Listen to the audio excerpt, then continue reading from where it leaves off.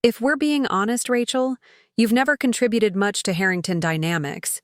Your ideas are too risky, and frankly, you lack business acumen. My father's words hung in the air between us, seeming to distort the familiar surroundings of his mahogany-paneled office into something alien and unrecognizable. The Seattle skyline beyond the window blurred as my vision narrowed, focusing entirely on his impassive face. The board and I have decided to remove you from the succession plan. Your brother Michael will be taking over as CEO when I retire next year. It's what's best for the company. I stared at him, unable to process what I was hearing. Harrington Dynamics, the aerospace engineering firm my grandfather had built from nothing, the company where I'd worked since I was 22, pouring in 12 years of my life. The company I'd just saved from technological obsolescence with the revolutionary composite materials division I'd fought to establish against everyone's objections. Michael hasn't even worked here for the past 5 years. He doesn't understand the technological advancements we've made or the defense contracts we've secured, I said, my voice unnaturally calm despite the earthquake happening inside. Before we jump in, tell us where you're tuning in from. And if this story touches you, make sure you're subscribed because tomorrow I've saved something extra special for you. Dad shuffled papers on his desk, avoiding my eyes. He's been running his own investment firm. That's valuable experience. Besides, he has an MBA from Wharton. An MBA he's never applied to aerospace, and I just spent 4 years developing the composite materials division that secured the $70 million Pentagon contract that saved this company, I replied. The tremor finally broke through in my voice, betraying the hurt and rage building inside me. Rachel, that's enough. He used my full name, something he only did when he was shutting down a conversation. This is a family business, and sometimes family dynamics take priority over certain business decisions. Michael needs this position. He recently divorced, and it's taking a toll. Besides, you already have a role here as Chief Technology Officer. The decision is final. My jaw tightened.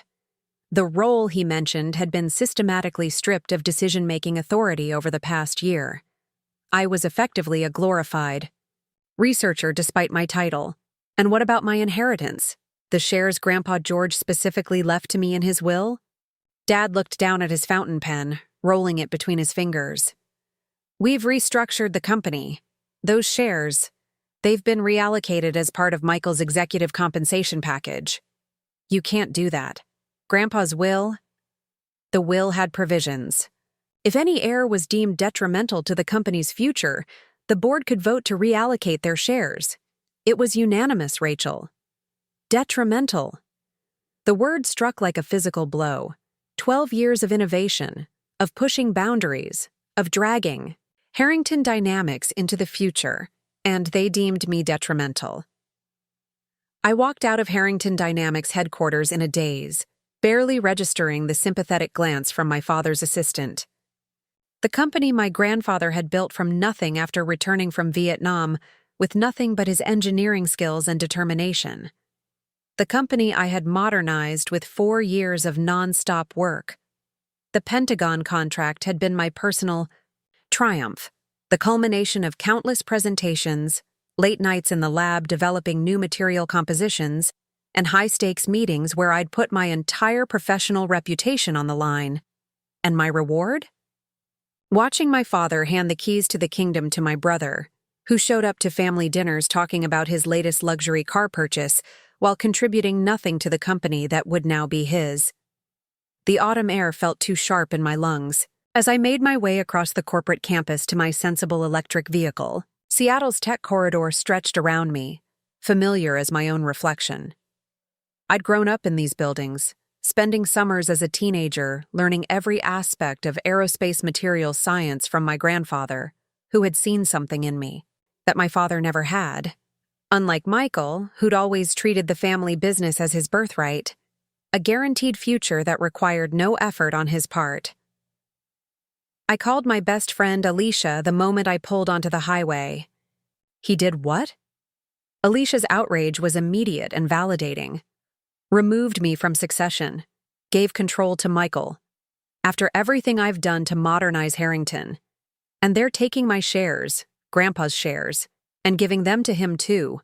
I navigated through the afternoon traffic on autopilot, muscle memory guiding me while my mind spun in disbelieving circles. That's insane, Rach. Michael can barely understand what Harrington even produces.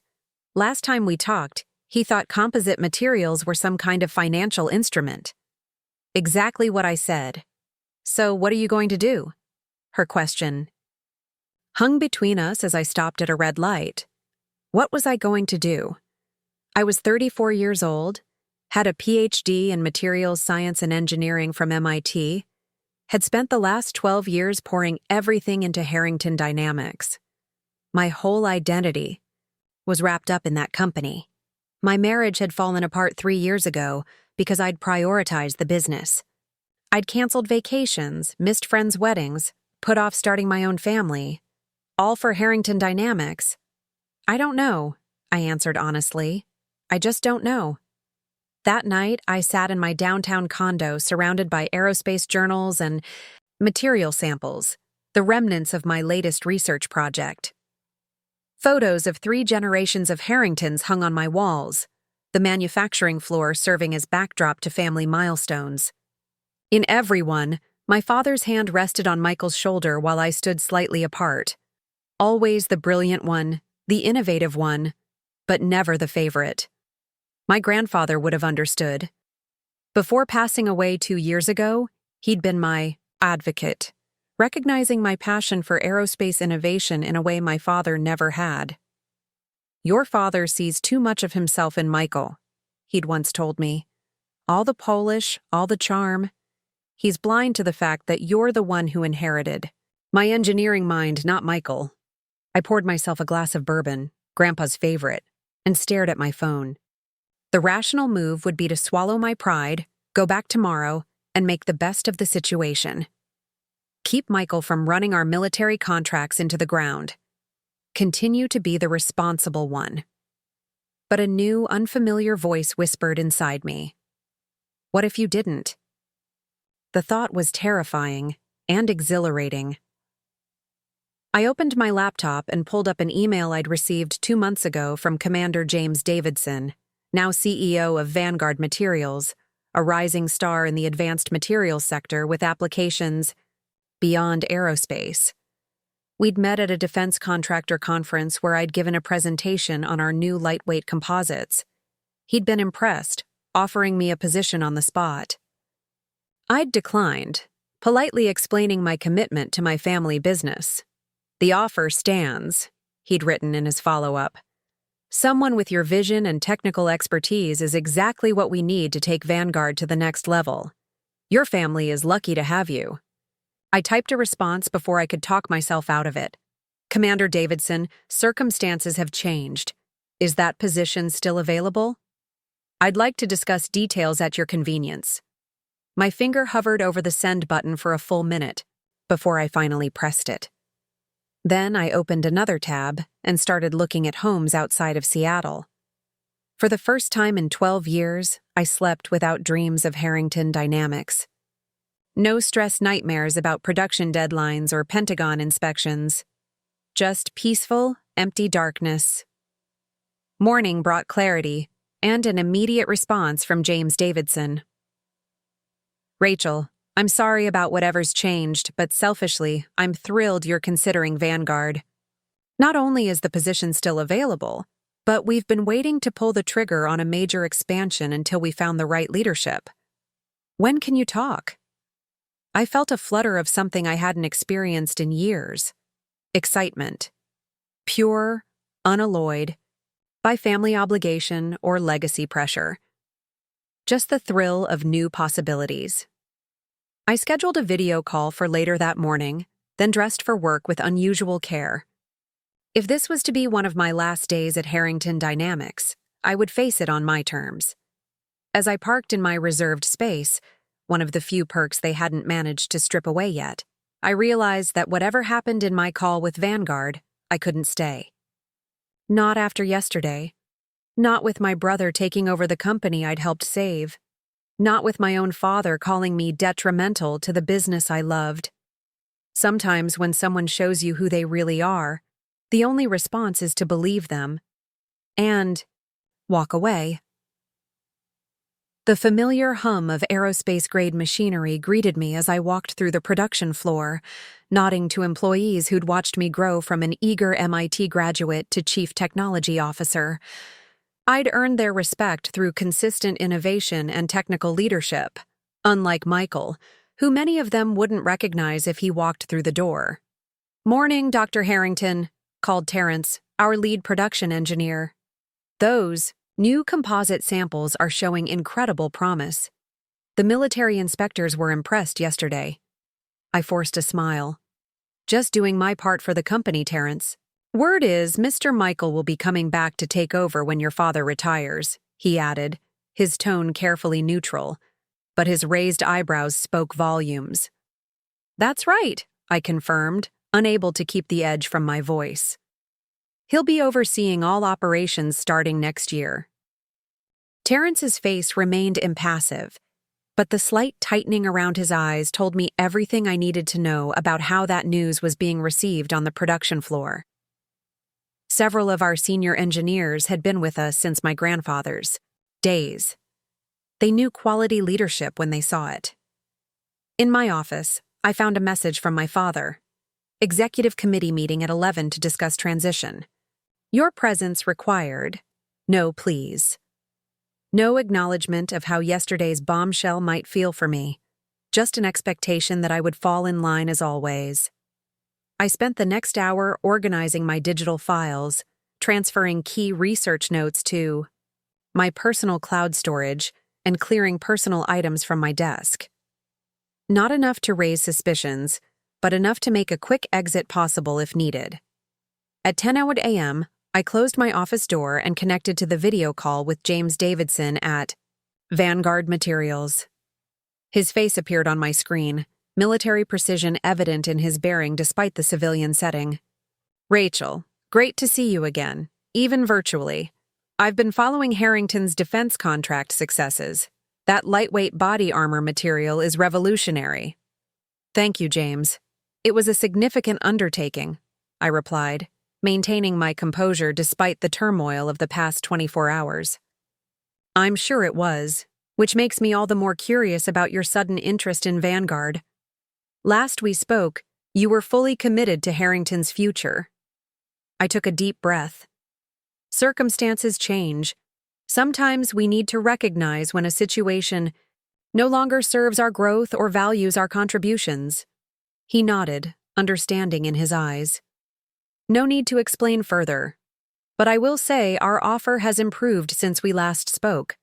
We've secured a significant round of funding focused on expanding beyond aerospace into medical applications of advanced materials. We need someone who understands both the scientific and practical applications of what we're developing." For the next 45 minutes, we discussed the position, Chief Innovation Officer, reporting directly to him, with a substantial research budget and autonomy to build my own team. By the end of the call, Davidson had made a formal offer that exceeded my current salary by 50%, with equity that could be worth millions if the company continued its rapid growth trajectory. "Take some time to think about it," James said as we wrapped up. "This is a major life change." "I appreciate that, but I don't need time," I replied with certainty I hadn't felt in years. "I accept the offer." His eyebrows rose in surprise. Then, he smiled broadly. "Well then, welcome to Vanguard Materials. How soon can you start?" "I'll need 2 weeks to wrap things up here and make arrangements to move." "Perfect. I'll have HR send over the paperwork today. Looking forward to having you on the team, Rachel." After the call ended, I sat still for several minutes, absorbing the enormity of what I'd just done. 12 years of dedication to Harrington Dynamics ended with a 45-minute conversation. It felt surreal, frightening, and strangely liberating all at once. I checked my watch. 20 minutes until the executive committee meeting. Just enough time to draft my resignation letter. The boardroom fell silent when I entered. 5 pairs of eyes tracked my movement as I took my usual seat at the far end of the polished table. My father sat at the head, flanked by our CFO and legal counsel. 2 board members I recognized as my father's golfing buddies sat opposite me. Michael's conspicuous absence spoke volumes. "Rachel," my father began, his tone professionally distant. "Thank you for joining us. As I mentioned yesterday, we'll be implementing some significant leadership changes as part of my retirement plan. Today, we need to discuss the transition of your responsibilities to ensure continuity." "Of course," I replied coolly.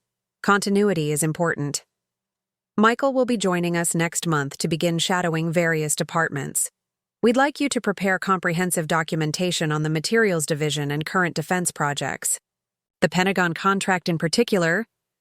"I've already begun that process," I interrupted, sliding copies of a sealed envelope across the table to each person present. "You'll find my letter of resignation inside. My last day will be 2 weeks from today." The room erupted in surprised murmurs. My father's face flushed red. "This is highly unprofessional, Rachel," he said, his voice tight with anger. "We're in the middle of a critical production phase for the Pentagon." "Indeed we are," I agreed calmly. "Which is why I've prepared detailed transition documents for every aspect of that project. Dr. Lin is fully capable of taking over as lead.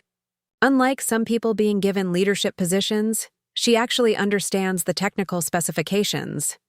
Our CFO, Martin Wells, opened his envelope and scanned my resignation letter. "You're joining Vanguard Materials?" he asked, surprised, evident in his voice. "They're a direct competitor in the advanced materials space." "They are," I confirmed, "though they're more focused on medical applications than defense. My non-compete clause only covers aerospace applications, as you'll recall from my employment contract." I'd reviewed that contract carefully last night. The previous legal counsel had left a significant loophole, defining prohibited activities narrowly around military applications. The lawyer beside my father was already furiously flipping through a folder, no doubt looking for ways to block my move. "This is about yesterday's discussion, isn't it?" my father asked, his voice lower now. "You're acting rashly because you're upset about the succession plan." "This is a business decision," I replied evenly. "I've accepted a position that values my expertise and offers me opportunities for advancement based on merit rather than family politics." One of the board members, Harrison, I think, cleared his throat. "Rachel, you've been an asset to this company. Perhaps we should reconsider." "It's too late for that," I cut in, rising from my chair. "I've already accepted the position. Now, if you'll excuse me, I have a Pentagon liaison call in 15 minutes. I walked out, closing the door quietly behind me, which I knew would irritate my father more than if I'd slammed it. His rage always ran coldest when met with calm opposition. Back in my office, I found an email from James Davidson already waiting for me. "Rachel, the team is thrilled you're joining us. I've attached the official offer letter and equity agreement for your review. Our Seattle branch office can serve as your base until we determine the best location for the medical materials division you'll be heading. Looking forward to building something revolutionary together." I stared at the message for a long moment, then looked around my office at the prototypes and awards accumulated over years of dedicated service to Harrington Dynamics. Outside my window, I could see the testing facility where I'd spent countless late nights perfecting the composite materials that had saved the company. The legacy I'd fought to advance despite resistance at every turn. And in that moment, I felt the last tie break. This had never really been my company, not in the ways that mattered. It had always been my father's vision, my father's rules. Even my grandfather, for all his mentorship, had ultimately deferred to his son. My phone buzzed with a text from Alicia. "Well? How did it go with Vanguard?" "I took the job," I replied. Giving notice just now nearly gave my father a coronary, her. Response was immediate. "OMG! Dinner tonight to celebrate!" I smiled, feeling lighter than I had in years. Absolutely. My place, 7 p.m. Bring wine. The next 2 weeks passed in a blur of documentation and transition meetings. I was meticulously thorough, refusing to give anyone reason to claim I'd left Harrington vulnerable. Every evening, I packed another box from my office, gradually erasing my presence from the company that had defined me for so long. Michael appeared. On day 3, strutting through the office in a bespoke suit that probably cost more than what our lab technicians made in a month. His handsome face, so similar to our father's in his prime, showed no signs of the difficult divorce that had apparently necessitated handing him the company. "So, little sister," he said, leaning against my doorframe with practiced casualness. "Running away because you didn't get your way?" I looked up from the technical documentation I was finalizing. "Good morning, Michael. How familiar are you with the specifications for the Pentagon's lightweight body armor contract?" He blinked, momentarily thrown by the direct question. "I'll get up to speed. That's what the technical team is for, right?" "The technical team that I built, you mean? The one that reports to Dr. Lin, who's worked with me for 7 years developing these proprietary formulas?" He waved a dismissive hand. "Details. My job is big picture leadership." "And what exactly is that picture, Michael? What's your vision for Harrington Dynamics?" His confident smile faltered slightly. "We'll continue being industry leaders, obviously. Expand market share. Increase profitability. Empty corporate speak. No substance. No real understanding of what made our company special." "Well, best of luck with that," I said, returning to my documentation.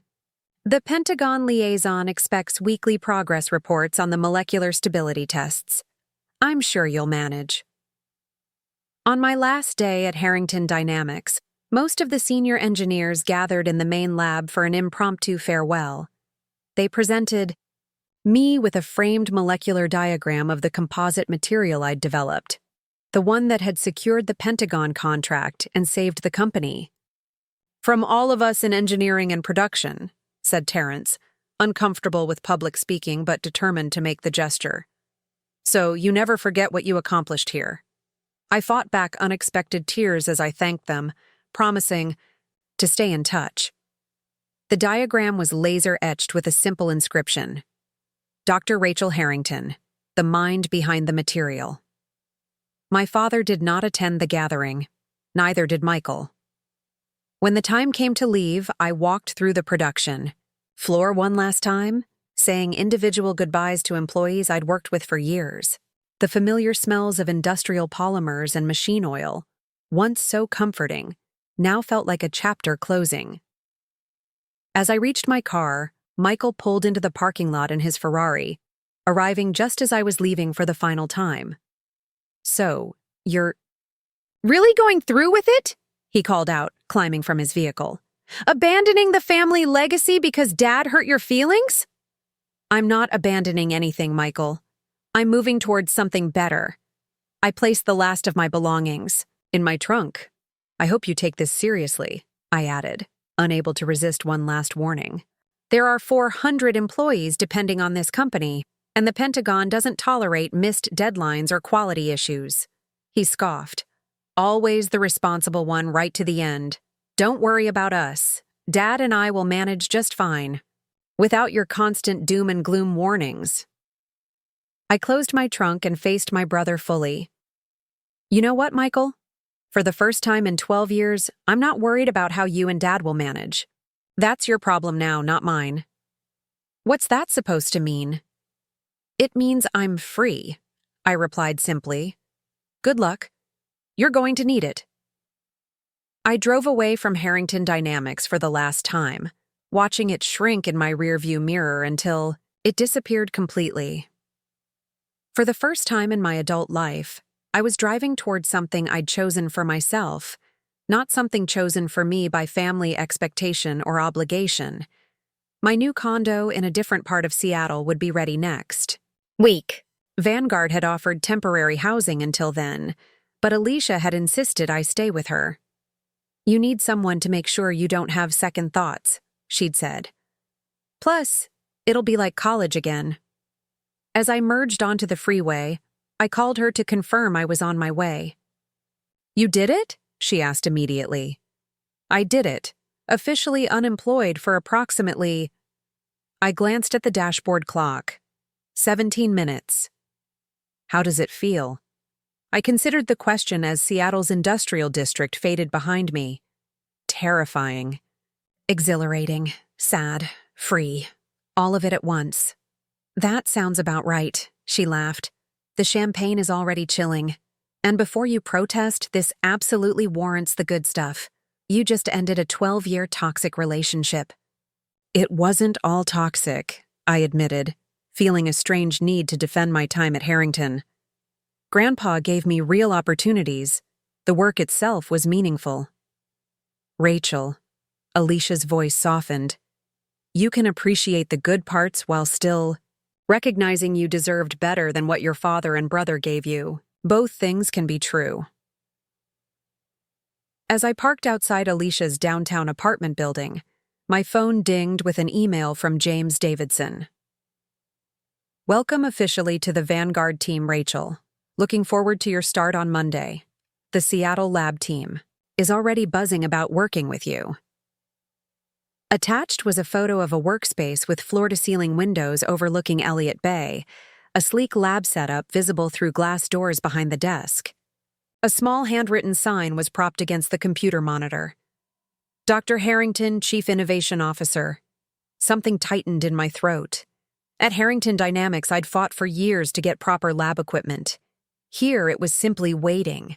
For me, an acknowledgement of my value before I'd even started. The weekend passed in a blur of activity.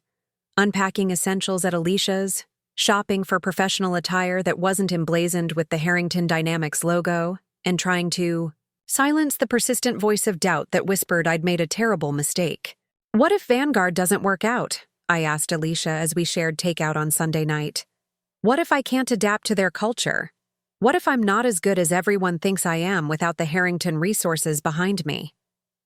She put down her chopsticks and fixed me with a stern look. "First, you were never good because of Harrington resources. Those resources were good because of you. Second, James Davidson isn't an idiot. He knows exactly what he's getting. And third, even if, and this is a big if, Vanguard somehow isn't the right fit, you're Dr. Rachel freaking Harrington. You could work anywhere in the world." "Not with my former name anymore," I reminded her. "Dad made it very clear that I'm no longer welcome to the Harrington name professionally if I left." Alicia rolled her eyes. "Like anyone in the industry doesn't already know you're the brains behind every Harrington breakthrough in the last decade." Monday morning arrived with surprising clarity. I dressed carefully in a new charcoal suit, feeling both like myself and like someone new. The woman in the mirror looked more confident than I remembered. Shoulders straighter, chin higher. The Vanguard Materials Seattle office occupied 3 floors of a sleek downtown building. Unlike Harrington's sprawling industrial campus, everything here was condensed, modern, designed for collaboration rather than hierarchical separation. The receptionist smiled warmly when I entered. "Dr. Harrington, we've been looking forward to meeting you. Commander Davidson is waiting in the main conference room. I'll show you the way." The conference room held about 20 people, all of whom stood when I entered. James Davidson stepped forward, hand extended. "Rachel, welcome to Vanguard. Team, this is Dr. Rachel Harrington, our new Chief Innovation Officer. Many of you know her by reputation or have worked with her materials in previous applications. She's here to lead our expansion into medical-grade composites, which we anticipate will double our market reach within 18 months. The introductions, passed in a blur of names and titles. Research scientists, engineers, medical specialists, marketing executives. Unlike Harrington, where departments rarely mixed, this team seemed genuinely integrated. "We've prepared a comprehensive onboarding schedule," James continued once everyone was seated. "But I know you're eager to see the lab setup. We've incorporated all the specifications you mentioned during our discussions. The lab was everything the photo had promised and more. State-of-the-art testing equipment, dedicated spaces for different aspects of materials development, and a team that immediately engaged me in discussing current projects. We've been stuck on maintaining elasticity while increasing tensile strength, explained Dr. Yamamoto, the lead researcher. Your work with aerospace composites suggested some potential approaches, but the biocompatibility requirements add complexity. She showed me their current samples, advanced materials that would have been impressive anywhere else, but I immediately saw the structural issues. You're approaching it from a traditional polymer perspective, I said, examining the molecular structure on the screen. What if we think about it more like biological tissue? Nature solved this problem millions of years ago with collagen. For the next hour, I sketched out a new approach, the team contributing questions and insights that pushed my thinking further. By lunchtime, we had 3 promising avenues to explore and a testing protocol drafted. This is why we needed you, James said quietly as we walked to a lunch meeting. You think differently. Most materials scientists are constrained by traditional categories: aerospace, automotive, construction. You see across boundaries. It's just problem solving, I demurred, though his words warmed something in me that had been cold for a long time. My grandfather taught me to ignore artificial limitations. Smart man, your grandfather. He was, I agreed, a flicker of sadness passing through me. I wish he could see where I've ended up. James studied me for a moment. From everything you've told me about him, I think he'd be proud to see you following your own path. The first month at Vanguard passed in a whirlwind of new projects, team building, and adjusting to a corporate culture that actually valued innovation over tradition. I moved into my new condo, gradually making it feel like home rather than a temporary space, and fell into a routine that felt surprisingly natural. The work was challenging in the best ways.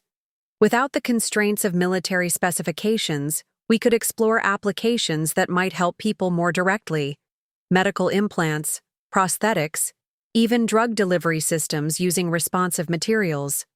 It was during my 6th week that I received an unexpected message from Terrence, my former lead engineer at Harrington. Hope you're doing well at the new position. Dr. H. Things here are challenging. Mr. Michael has made some significant changes to production protocols, concerned about meeting the Pentagon milestones. Just thought you should know. I stared at the message, my first instinct to immediately offer help, suggestions, solutions. The old Rachel would have dropped everything to prevent Harrington from failing. Instead, I wrote back, "Thanks for the update, Terrence. I'm sure the team will figure it out. You're all incredibly capable. Let me know if you need a professional reference at any point." I turned off my phone and returned to the meeting I'd been preparing for. A presentation to Vanguard's board about the breakthrough we'd made with a new cardiac stent coating that could significantly reduce rejection risks. For the first time in my professional life, I was presenting to people who judged me solely on the merit of my ideas, not on family politics or preconceived expectations. The liberation in that simple fact was more intoxicating than I could have imagined.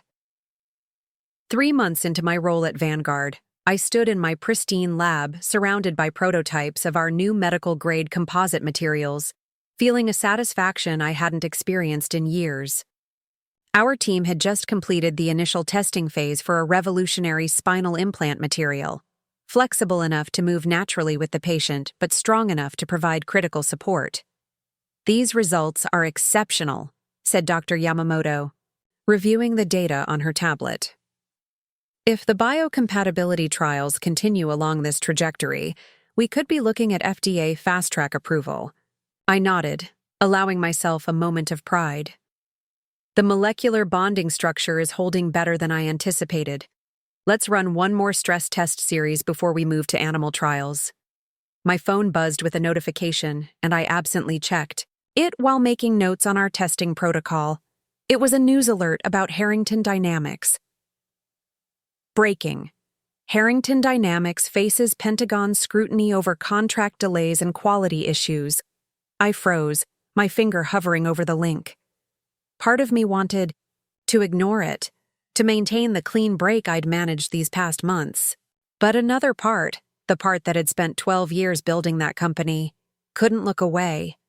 The article detailed mounting problems with the lightweight body armor contract, production delays, material inconsistencies, failed quality inspections. The Pentagon had issued a formal warning and was considering invoking penalty clauses in the contract. My stomach tightened. Those material inconsistencies could only mean one thing. They'd altered my formulation without understanding the molecular implications. Classic Michael, making changes to save money without consulting the experts. "Everything okay?" Dr. Yamamoto asked, noticing my expression. "Fine," I said, sliding my phone into my pocket. "Just some news about my former company." "Ah, Harrington. I heard they're having some difficulties with their defense contracts." "You heard correctly." She studied me for a moment. "Does it bother you, seeing them struggle?" I considered the question seriously. "Not in the vindictive way you might expect. These contracts involve protective equipment for service members. Lives depend on it being done right." "That's very you," she said with a small smile. "Always seeing the bigger picture." I returned to our testing protocol, pushing thoughts of Harrington Dynamics aside. Whatever was happening there wasn't my responsibility anymore. I had my own team, my own projects, my own future to build. Later that evening, as I worked late in my office finalizing our quarterly research report, James Davidson knocked on my open door. "Still here? It's nearly 9. I glanced up, surprised to see him. "Just wrapping up the board presentation.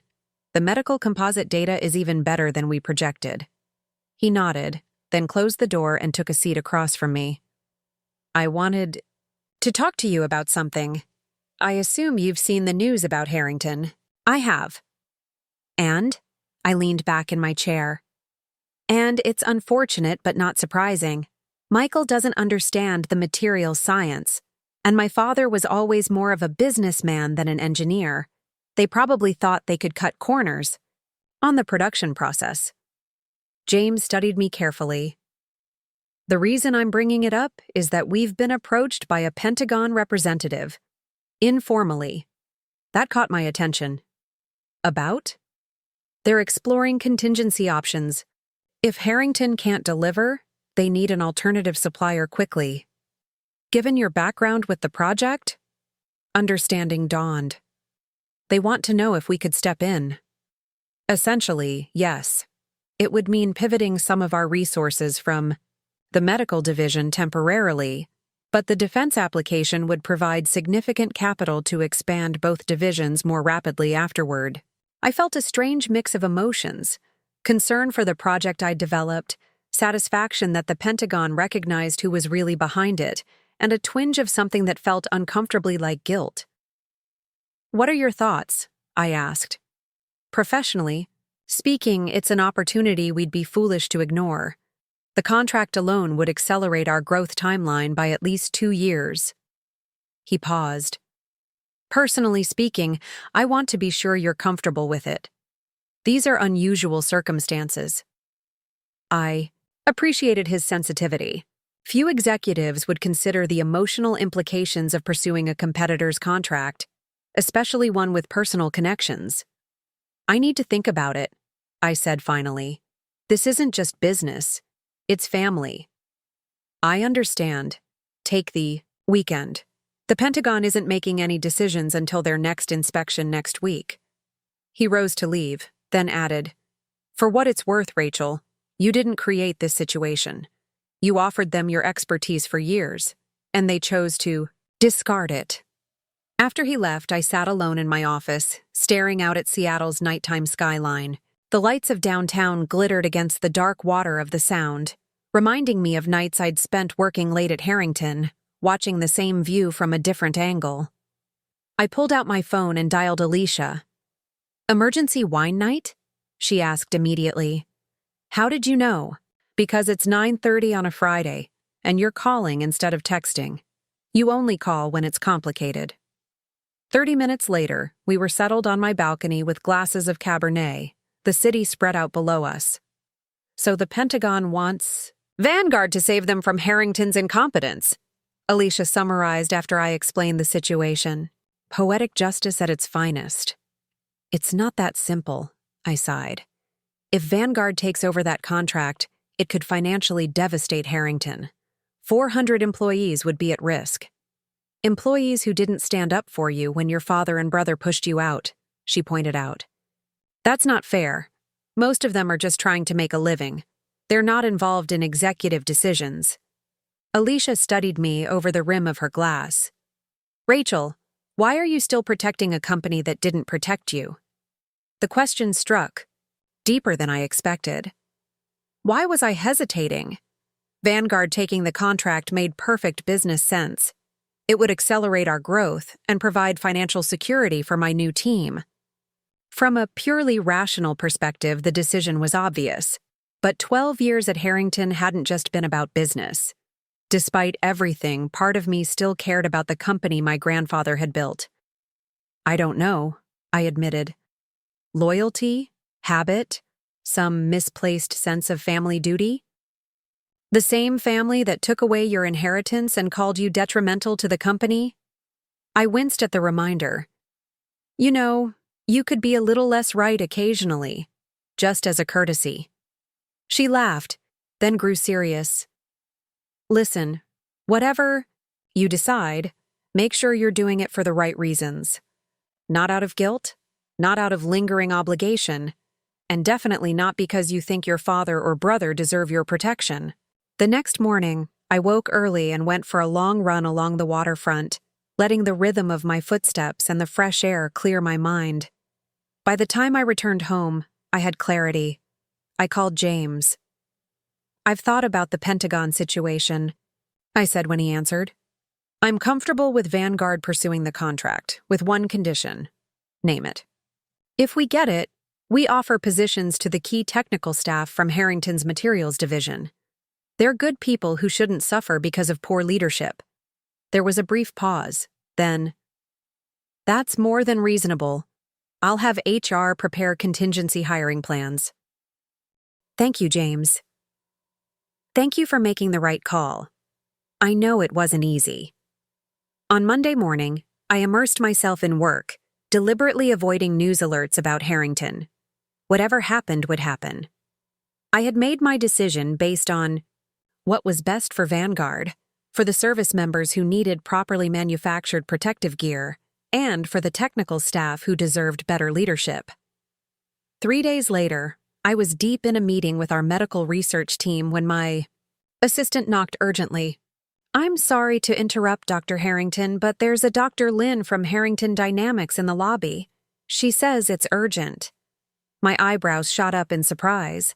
Dr. Lin had been my right hand in developing the composite materials division at Harrington. She was brilliant, meticulous, and not given to dramatic gestures. Please excuse me, I said to my team. Take a 15-minute break.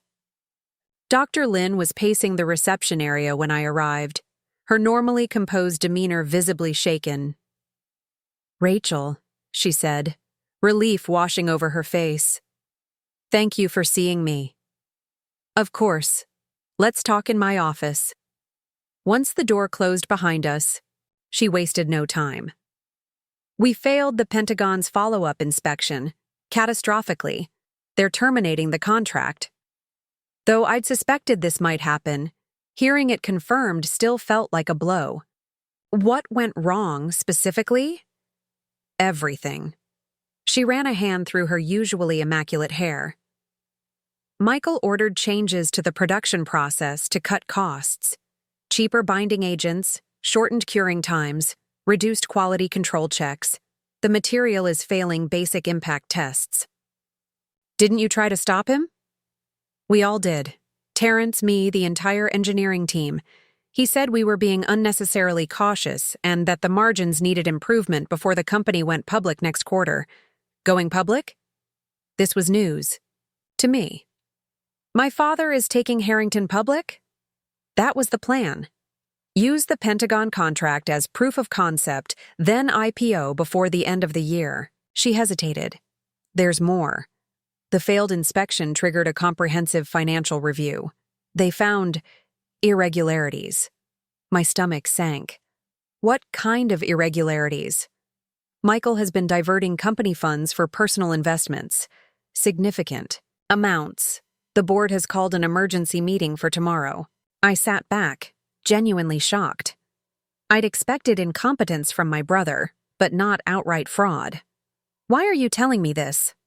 Dr. Lin met my eyes directly. Because there are rumors that Vanguard might bid on the canceled contract. If that happens, a lot of us will be looking for new positions. I wanted to know if there might be opportunities here. Understanding dawned.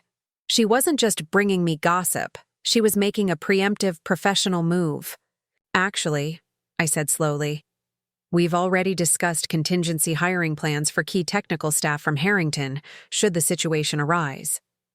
Relief washed over her face. That's good to hear. Does my father know you're here? She shook her head. No one does. I took a personal day. She hesitated, then added, Your father isn't well, Rachel. The stress of all this. He had a minor heart attack last week. The news hit me harder than I expected. Despite everything, he was still my father. Is he okay? Physically, yes. They caught it early. But between his health issues and Michael's financial misconduct, the company is in crisis. I walked her out, promising to stay in touch about potential positions for her team. As I returned to my office, I found James waiting for me. I heard, You had a visitor from Harrington, he said. News travels fast. In this industry? At the speed of light? He studied my expression. Bad news, I take it? The worst. They lost the Pentagon contract. Apparently, my brother has been embezzling funds, and my father had a heart attack. James winced. I'm sorry, Rachel. Despite everything, I know this isn't what you wanted for them. No, I agreed quietly. It's not. That evening, alone in my condo, I stared at my phone for a long time before finally dialing a number I hadn't called in months. Dad? It's Rachel. I heard about your heart attack. Are you okay? A heavy silence filled the line, stretching long enough that I wondered if the call had dropped. Rachel. My father's voice sounded older, more fragile than I remembered. I didn't expect to hear from you. Dr. Lin told me about your heart attack. I wanted to check on you. Another pause. It was minor. The doctors say I'll make a full recovery if I reduce stress. I almost laughed at the irony. Reducing stress while his company collapsed around him seemed impossible. That's good to hear. Are you following their recommendations? As much as possible, given the circumstances. Tension edged back into his voice. But I doubt you called just to discuss my health. Even now, he couldn't accept simple concern at face value. Everything had to have an angle, an agenda. Actually, that's exactly why I called. Despite everything that's happened, I don't want you to be unwell. He made a non-committal sound, then sighed. I suppose you've heard about the Pentagon contract. Yes. And Michael's indiscretions. Those two. The line went quiet again. I could almost see him sitting in his home office, the same place where he'd told me I was detrimental to the company, now facing the consequences of his own poor judgment. The board is meeting tomorrow, he finally said. They're calling for both our resignations. Michael's for obvious reasons. Mine for lack of oversight. Though I'd suspected as much, hearing it confirmed still felt shocking. For 30 years, William Harrington had been synonymous with Harrington Dynamics. His removal signaled the end of an era. I'm sorry, Dad, I said, meaning it. Whatever our differences, I understood what the company meant to him. Are you? A hint of the old sharpness returned to his voice. Word is that Vanguard will be bidding on the Pentagon contract. Your new company. That's business, I replied evenly. The Pentagon needs those materials, and we have the capability to produce them. Using the formulation you developed at Harrington. Using my expertise, yes. The specific formulation for Vanguard would be different, adapted to our production capabilities. He fell silent again, and I waited, expecting accusation or anger. Instead, what came next surprised me. You were right, he said quietly. About Michael, about the materials division, about everything, really. The admission, so long awaited and now so unexpected, left me momentarily speechless. Your grandfather would be ashamed of me, he continued. He built this company on innovation and integrity. I've allowed both to be compromised. Dad, no, let me finish. I made a catastrophic error in judgment, Rachel. I chose Michael because he reminded me of myself, or who I thought I was. Confident, charismatic, born for business.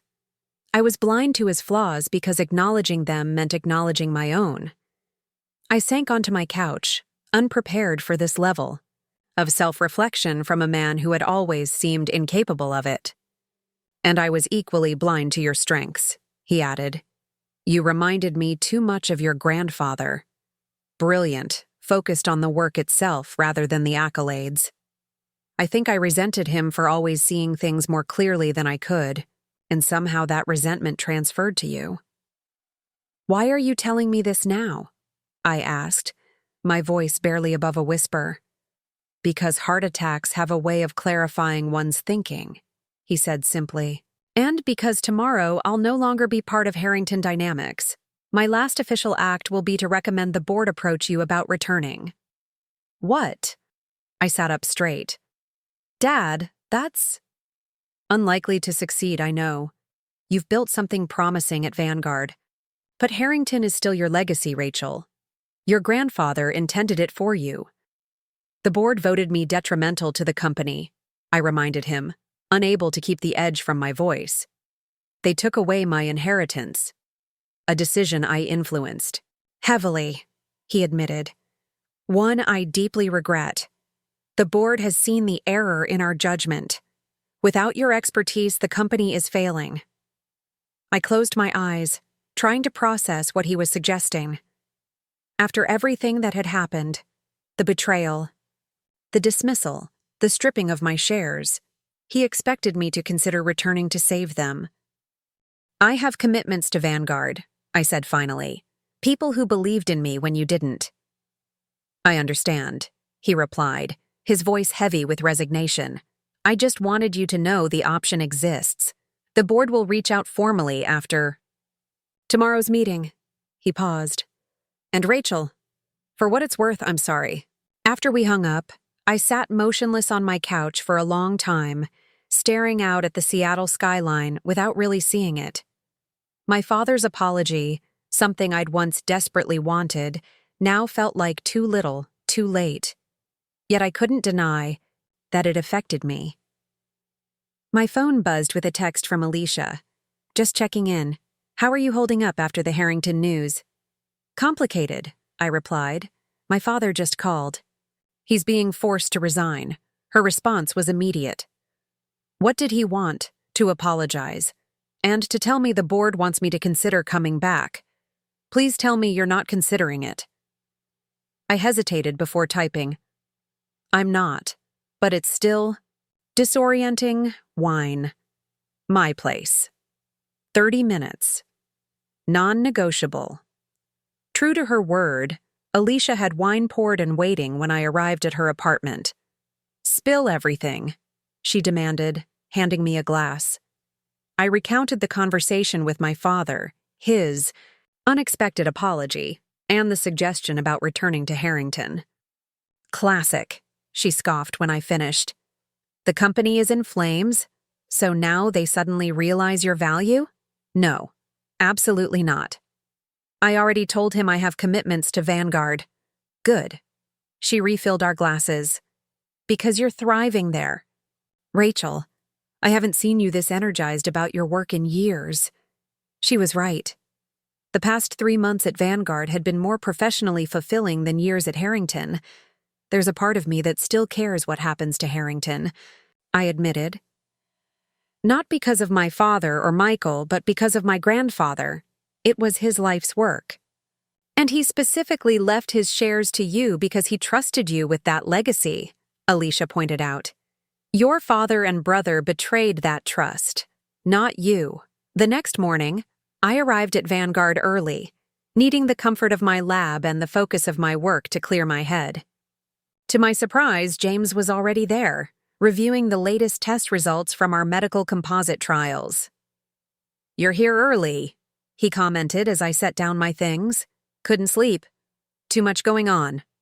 I poured myself coffee from the lab's premium machine, another small but meaningful difference from Harrington, where I'd fought for years just to get decent coffee in the research department.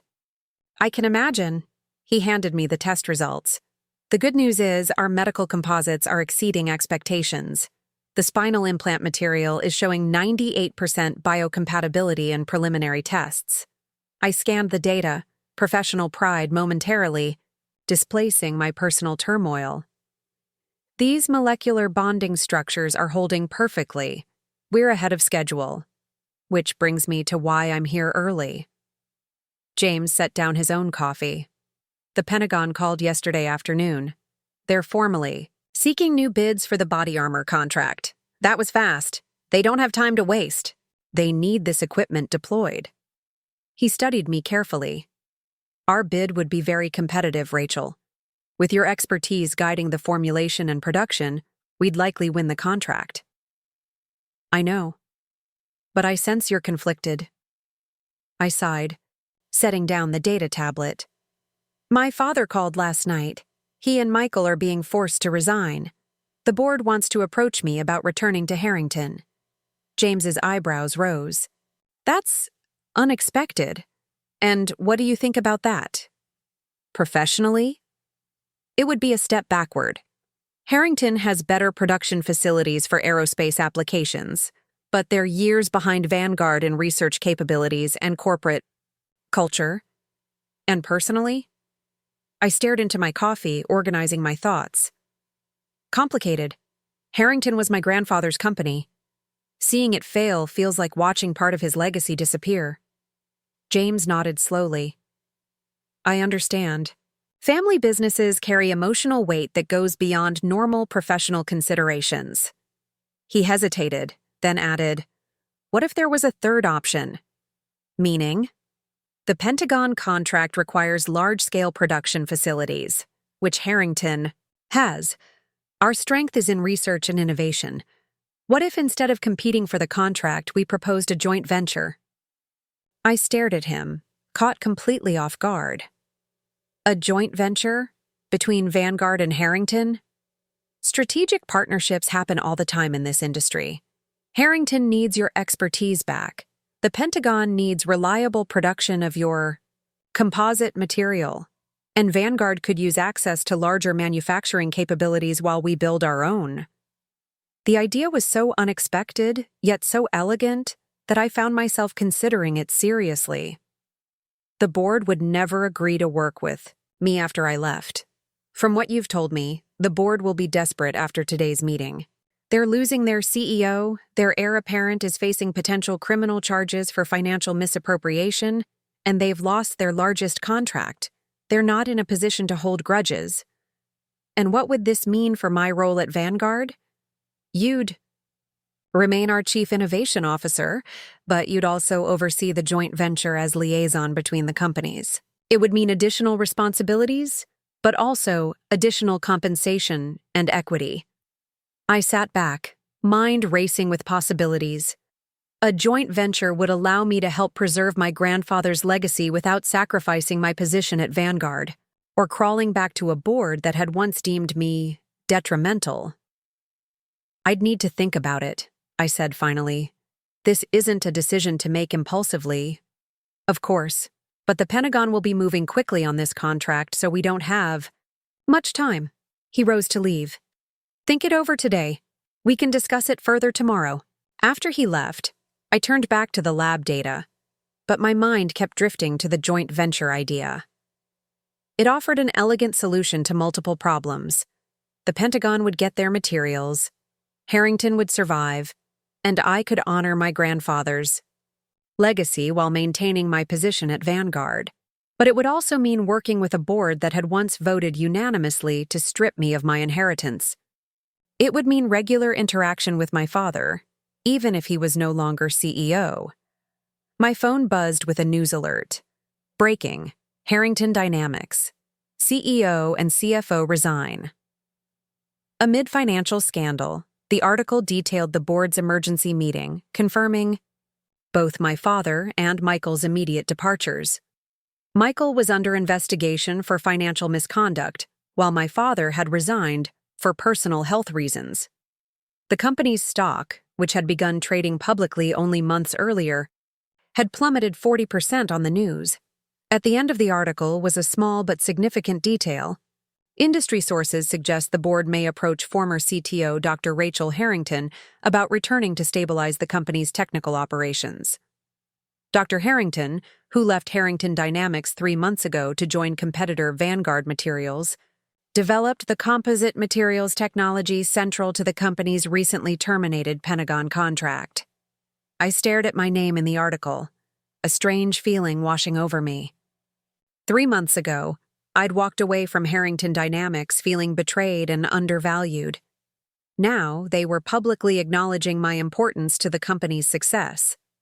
My desk phone rang. The receptionist. "Dr. Harrington, there's a Mr. Harrison. From the Harrington Dynamics board on line 1 for you. He says it's urgent." The timing couldn't have been more perfect, or more complicated. "Tell him I'm in the lab and we'll call back this afternoon." I needed time to think, to consider James's joint venture proposal before hearing whatever desperate offer the board was preparing. More importantly, I needed to decide what I truly wanted, separate from the pull of obligation or the push of old resentments. I turned back to the lab, losing myself in the work that had always been my true passion. Whatever I decided about Harrington and the joint venture, the science, the material itself, would remain my constant. That afternoon, I sat in my office staring at the phone, mentally rehearsing how to approach the conversation with Harrison. The board member had called twice more while I was in the lab, his messages growing increasingly urgent. The stock was in freefall. Investors were panicking. They needed stability, and quickly. Finally, I picked up the phone and dialed. "Rachel." Harrison answered on the first ring. "Thank you for calling back." "Mr. Harrison," I kept my tone professionally neutral. "I understand the board is in a difficult position. Difficult doesn't begin to cover it. We're facing a full-blown crisis." His voice betrayed exhaustion and stress. The Pentagon contract cancellation alone was damaging, but Michael's financial improprieties have created a perfect storm. Shareholders are demanding action. I saw the news about my father and brother's resignations. Your father left us no choice. His health issues aside, his judgment has been catastrophically poor. Harrison paused. Which brings me to the reason for my call.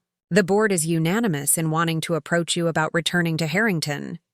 The irony wasn't lost on me. The same board that had unanimously deemed me detrimental was now unanimously courting my return. "In what capacity?" I asked, though I already knew the answer. "As CEO." Despite anticipating it, hearing the offer stated directly still sent a jolt through me. 3 months ago, this had been my dream. To lead the company my grandfather built, to implement my vision for its future. Now, it felt like being offered the captaincy of a sinking ship. That's a significant reversal from our last interaction. "Mr. Harrison, the board stripped me of my inheritance shares and supported my father's decision to remove me from succession." He had the grace to sound uncomfortable. "We made a catastrophic error in judgment, Rachel. One we're paying for dearly now." "Why me?" "You have several experienced executives who've been with the company for decades. None with your technical expertise or understanding of the Pentagon contract, nor with your name." The last part was revealing. They wanted a Harrington at the helm to reassure shareholders and the market. The family connection matters to our investors, especially now. I see. And what about my shares? The ones Grandpa left to me that the board reallocated to Michael. We would reinstate them, of course, with additional equity as part of your compensation package. The board is prepared to offer very favorable terms. I let the silence stretch, forcing him to continue. Rachel, I'll be blunt. The company is at a breaking point. Without the Pentagon contract and with Michael's financial scandal, we're facing potential bankruptcy within 6 months. Your grandfather's legacy, everything he built, could disappear. The appeal to my grandfather's legacy was a calculated move, but effective nonetheless. I did care what happened to the company he'd built, but I also recognized the manipulation. I appreciate the offer, Mr. Harrison. However, my situation has changed significantly since I left Harrington. I have commitments to Vanguard Materials that I take very seriously. We're prepared to buy out any contractual obligations. It's not about contracts, I interrupted. It's about integrity and trust. Vanguard believed in me when Harrington didn't. I won't abandon them now that my value is suddenly clear to everyone. So you're declining? His voice tightened with barely concealed panic. I didn't say that. I'm saying the situation requires a more creative approach than simply my return to Harrington. I took a deep breath. I'd like to propose an alternative, a joint venture between Harrington and Vanguard to fulfill the Pentagon contract. The silence on the other end told me I'd caught him completely off guard. A joint venture? Harrington has the production capacity the Pentagon needs, but lacks the technical leadership since my departure. Vanguard has the technical expertise but is still building its manufacturing capabilities. A partnership would allow both companies to leverage their strengths.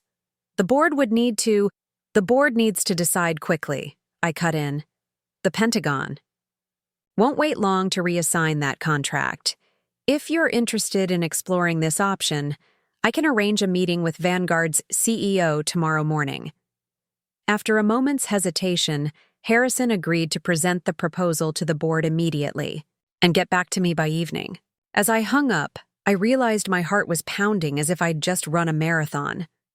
The conversation had been a complex negotiation, not just of business terms, but of my own conflicted emotions about Harrington.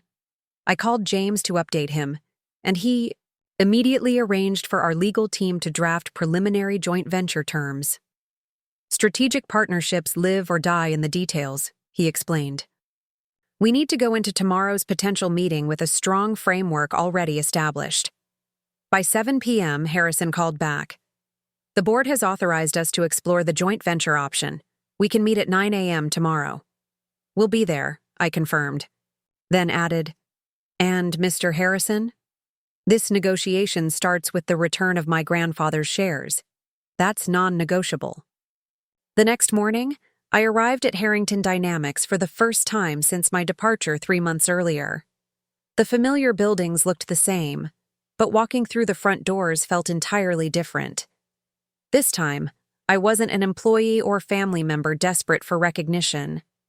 I was an equal partner in negotiations, representing a different company. The receptionist's eyes widened when she saw me. Dr. Harrington, it's wonderful to see you again. Thank you, Janet. I'm here for the meeting with the board. Yes, of course. They're expecting you in the main conference room. As James and I walked through the corridors toward the executive floor, I noticed heads turning, whispers following in our wake. My departure had been abrupt. My return, even for negotiations, was clearly causing a stir. The boardroom fell silent when we entered. 5 board members sat on one side of the table with Harrison at the center. The tension in the room was palpable. Dr. Harrington, Commander Davidson, Harrison greeted us formally. Thank you for coming. We're eager to hear more about this joint venture proposal. James laid out the concept with military precision, a partnership that would combine Harrington's manufacturing capabilities with Vanguard's innovative materials research to deliver on the Pentagon contract. Harrington would retain its corporate identity and staff, while Vanguard would provide technical leadership and quality control oversight. The key benefit, I added, is speed to market. Together, we can deliver what the Pentagon needs faster than either company could alone. Time is critical here, both for the contract and for Harrington's financial situation. The board members exchanged glances. "And your role in this arrangement?" one asked. "I would oversee the joint venture as liaison between both companies, while maintaining my position as Chief Innovation Officer at Vanguard." "You wouldn't return to Harrington directly?" I met their gaze steadily. "No, my professional future is with Vanguard, but this arrangement allows me to help preserve my grandfather's legacy while honoring my current commitments." Harrison nodded slowly. "And your equity position?" "As I mentioned yesterday, the return of my grandfather's shares is non-negotiable. Additionally, the joint venture would be structured as a 50-50 partnership with equal profit sharing." This prompted a flurry of whispered conversations among the board members. Finally, Harrison spoke again. "We'll need to review the detailed terms with our legal team, but in principle, the joint venture approach makes sense. The question is whether the Pentagon will accept it." "I've already had preliminary discussions with them," James interjected. "Given the urgent need for the materials and the technical continuity Dr. Harrington provides, they're open to the arrangement pending final contract details." I watched realization dawn on the board members' faces. We weren't just offering them a lifeline, we'd already begun securing it. Their negotiating position was weaker than they'd thought. We would need certain guarantees about production control. Another board member began. "You'll have full details in the proposal our legal team has prepared," James replied smoothly, sliding folders across the table. "I think you'll find we've anticipated most of your concerns." As the meeting progressed to technical details, I found myself studying the boardroom, the place where decisions about my future had once been made without my input. Now I was setting the terms, defining my own involvement, claiming power rather, than waiting for it to be granted. After 2 hours of negotiation, we reached a provisional agreement. The joint venture would proceed, pending final legal review and Pentagon approval. My grandfather's shares would be returned to me, plus additional equity in the joint venture entity. As we prepared to leave, Harrison pulled me aside. "Your father asked to see you before you go. He's cleared out his office, but he's in the small conference room down the hall." I hesitated, looking to James, who nodded. "I'll wait for you in the lobby. Take your time." The small conference room had always been my father's preferred space for difficult conversations, more intimate than his office, less formal than the boardroom. When I entered, he was standing at the window, looking out over the manufacturing campus. "You always did know how to make an entrance," he said without turning around. "A joint venture. Elegant solution. It serves everyone's interests," I replied neutrally. He turned to face me, and I was struck by how much older he looked than just 3 months ago. The heart attack had taken a visible toll. Harrison told me about the terms. "Your grandfather's shares returned, plus equity in the venture." He nodded slowly. "You've outmaneuvered us all." He would have been proud. This isn't about outmaneuvering anyone. It's about finding a sustainable path forward. For Vanguard. For both companies. My father sighed, gesturing for me to sit. When I remained standing, he seemed to accept that this wouldn't be a long conversation. "I've had a lot of time to think, Rachel. About the company. About our family." He met my gaze directly. "I was wrong about you. Wrong about Michael. Wrong about so many things." I'd waited years to hear him admit this, but now that he had, I found it brought less satisfaction than I'd expected. "Why did you ask to see me, Dad?" "To tell you that despite everything, I'm proud of what you've accomplished. At Harrington, at Vanguard, and now with this joint venture." He paused. "And to give you this." He handed me a small wooden box I recognized immediately, my grandfather's. Inside was the pocket watch he'd carried throughout his engineering career, including his military service. He wanted you to have this when you took leadership of the company. I kept it when things went differently. My father looked down. It belongs with you, regardless of your title. I took the box, unexpected emotion tightening my throat. My grandfather's watch had been a symbol of his journey from military engineer to business leader. He'd shown it to me countless times, explaining how he'd checked it during critical tests of his early designs. "Thank you," I said quietly, closing my fingers around the box. "Will you be taking an office here again? For the joint venture?" I shook my head. "I'll visit regularly for oversight, but my primary workspace will remain at Vanguard." He nodded, accepting this without argument. "And Michael?" "That's between him and the board, and possibly the authorities, depending on the financial investigation. He made some very poor decisions." The understatement was so absurd I almost laughed. "Yes, he did, as did you." My father didn't flinch at the direct criticism. "Yes, I did." We stood in silence for a moment, decades of complicated history between us, now reaching a strange new chapter. "I should go," I said finally. "There's a lot to do to get this venture operational." "Of course." He hesitated, then added, "Will I see you? Outside of business, I mean." The question caught me off guard. In all our years of conflict and competition, my father had rarely expressed interest in a personal relationship separate from Harrington Dynamics. "I don't know," I answered honestly. "That depends on a lot of things." He nodded, accepting the uncertainty. "My door is open, if and when you decide." As I left the conference room, I felt the weight of my grandfather's watch in my pocket. Tangible link to the past, I was neither abandoning nor being defined by. It felt right somehow, carrying it forward into this new chapter. James was waiting in the lobby as promised. "Everything okay?" "Yes," I said, surprising myself with how true it felt. "Everything is exactly as it should be." 6 months into the joint venture, I stood in Harrington's main production facility, watching our upgraded manufacturing line produce the composite body armor that was already saving lives in the field.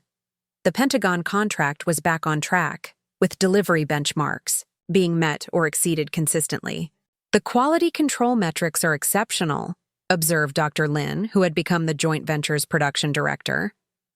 "Better than our original projections." I nodded, reviewing the data on my tablet. "The molecular stability at high impact points has improved by 17% since we implemented the new bonding process." We walked through the facility, which hummed with purposeful activity. The transformation over the past months had been remarkable, not just in the technical specifications, but in the entire operational culture. Gone was the rigid hierarchy that had characterized my father's leadership. In its place was a more collaborative environment that combined Harrington's manufacturing expertise with Vanguard's innovative approach. "The team integration has been smoother than I expected," Dr. Lin commented, echoing my thoughts. "There was initial resistance from some of the Harrington old guard, but the results speak for themselves." "Success has a way of overcoming resistance," I replied, "and keeping 400 people employed helps too." My phone buzzed with a message from James. "Pentagon officials arriving in 30. Media will be present for the announcement." Today marked a significant milestone, the official announcement of a contract expansion that would more than double the scope of our original agreement with the Department of Defense. What had begun as a crisis management solution had evolved into one of the most successful public-private partnerships in the defense sector.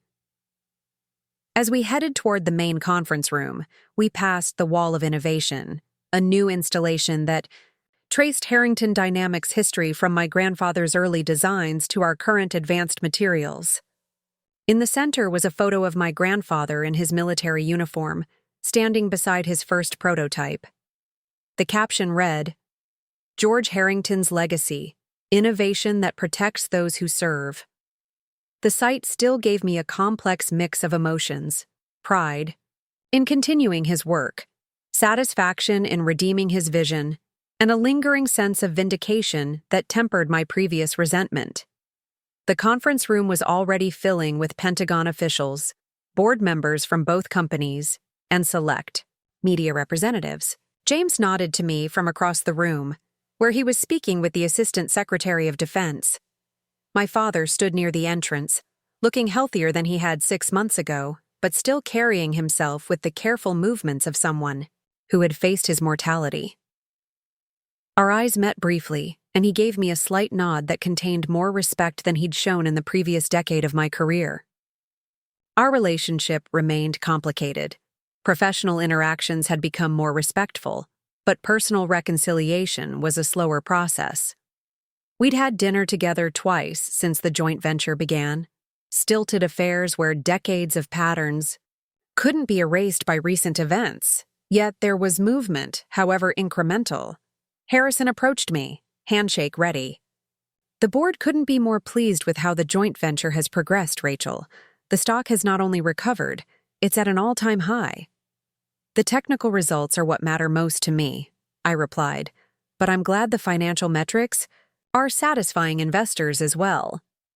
"More than satisfying.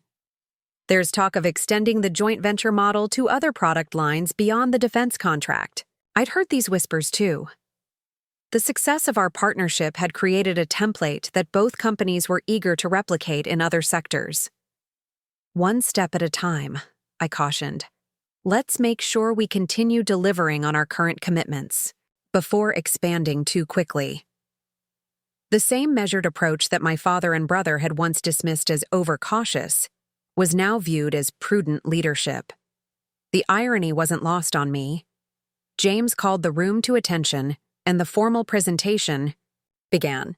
As Chief Innovation Officer for Vanguard and Executive Director of the joint venture, I was introduced to provide the technical overview of our enhanced materials program.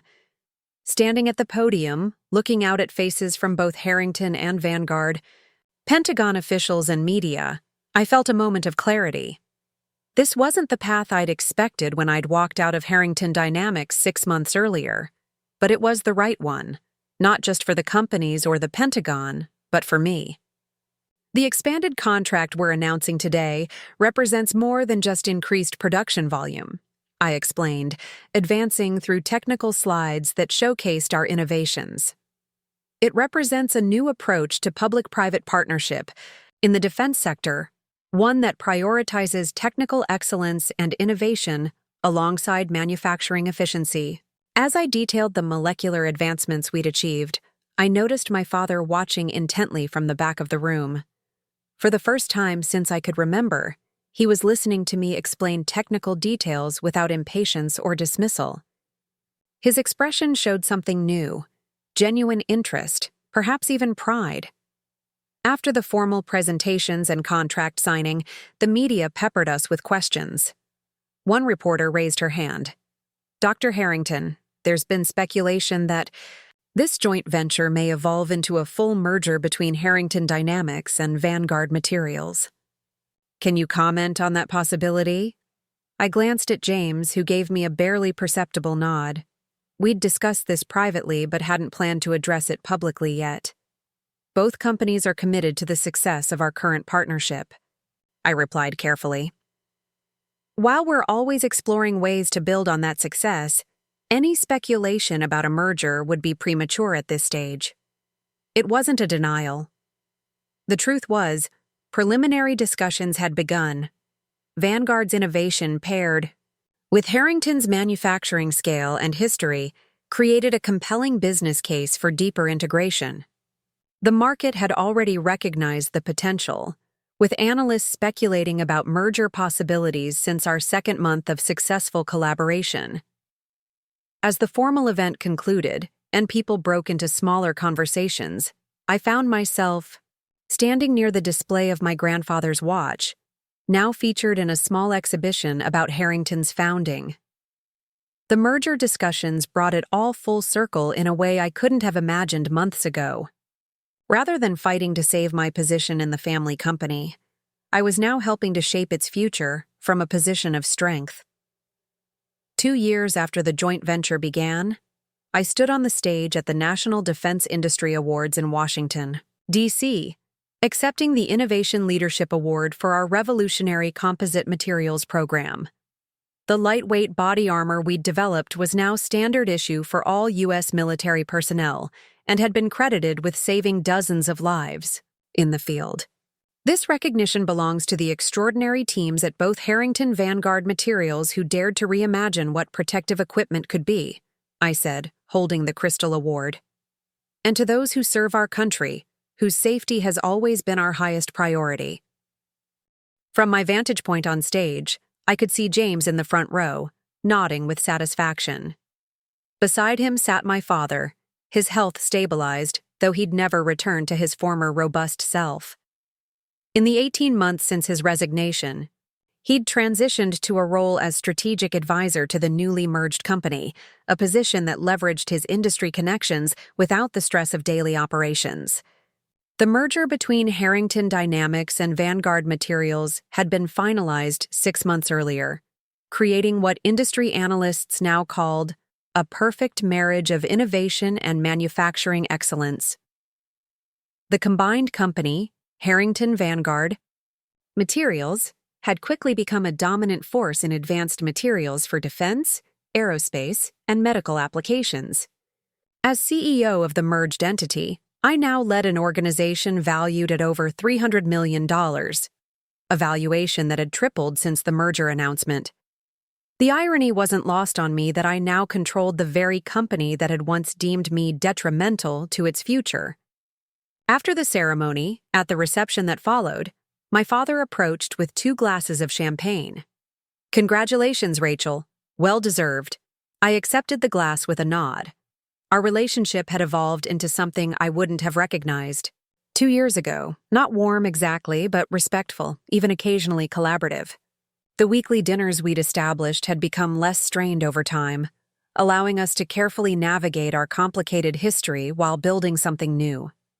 The Pentagon general I spoke with earlier couldn't say enough about the new helmet design. He commented, "Says it's going to change battlefield outcomes significantly?" "The medical applications are even more promising," I replied. "The spinal implant trials are showing a 96% success rate." He nodded, genuine interest in his eyes. "Your grandfather would be amazed at how far his materials work has evolved, though not surprised that you were the one to take it there."